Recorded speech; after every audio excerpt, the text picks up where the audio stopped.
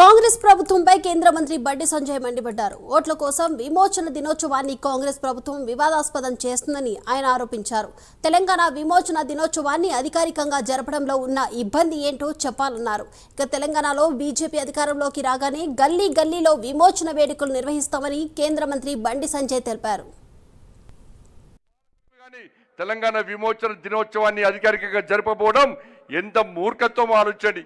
ఇవాళ తెలంగాణకు స్వాతంత్రం వచ్చిన రోజు గల్లీ గల్లీలో బస్తీలో పాఠశాలలు కానీ ఎక్కడ కానీ ఘనంగా ఒక పండుగ వాతావరణంలో 26 జనవరి 15 ఆగస్టు లాగా ఇవాళ పండుగ జరుపుకోవాల్సిన సందర్భంలో ఇవాళ గతంలో పాలకులు కానీ ఇప్పుడు పాలకులు కానీ దీన్ని వివాదాస్పదం సృష్టించి కేవలం వాళ్ళ కార్యాలకు మాత్రమే పరిమితం చేసి ఇలా తెలంగాణ వీరుల యొక్క తెలంగాణ త్యాగదనుల యొక్క త్యాగాలను ఇలా అవమానపరిచిన విషయాన్ని మనం గుర్తుంచుకోవాల్సిన అవసరం ఉంది.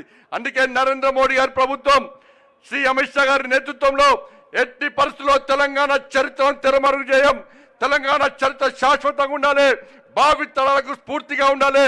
ఇది మరో జలియన్ వాలాబాగ్ సంఘటన.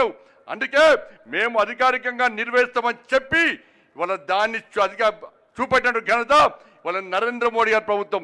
కాబట్టి తెలంగాణ సమాజం ఆలోచించాలి. ఈ పాలకులకు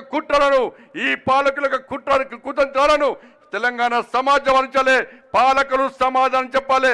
తెలంగాణ విమోచన దినోత్సవాన్ని అధికారికంగా జరపడంలో మీకు ఉన్న ఇబ్బందులని ఓట్ బ్యాంక్ పాలిటిక్స్ ఒక వర్గం ఒకటి కోసం ఈ రోజు తెలంగాణ విమోచన దినోత్సవాన్ని వివాదాస్పదంగా చేస్తున్న విషయాన్ని తెలంగాణ సమాజం ఆలోచించాలి.